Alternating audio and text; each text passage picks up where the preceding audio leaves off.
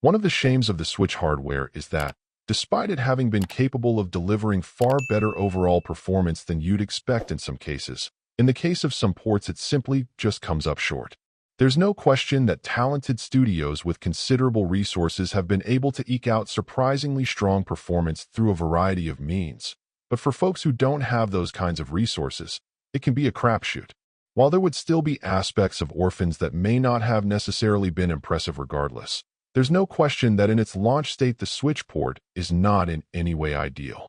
In this adventure you'll get to demonstrate your skills for platforming, puzzle solving, and stealth in relatively balanced amounts.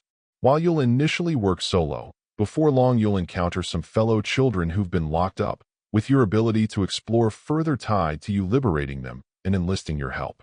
Overall, this dynamic ends up being a bit disappointingly simple though, with their uses being pretty narrow and limited to only specific circumstances. But I suppose it aids in the story and establishes a little more of a sense of peril as you try to stay ahead of various bizarre, humanoid creatures you'll encounter. The clear problem is that it doesn't take long before you begin noticing some hitches in your character's movement. Whether it's a minor delay in responsiveness as you try to run and jump, a visual hiccup here or there, or just a generally sluggish feel in the controls overall, there's no mistaking the game's performance problems. In general, I've typically learned to ignore minor issues, especially when they're more cosmetic and don't interfere with how successful I am in the game. But when I start to die or have issues because of them, there's no brushing these issues aside. Given these technical problems, I'm afraid that there's no way to put much of a positive spin on the Switch version of the game.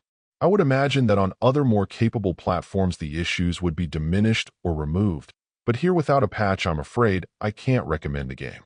That being said, even if the performance issues were taken care of, my feelings on the experience were lukewarm at best, at least when there are some other titles out there that have a similar formula but are executed and perform better.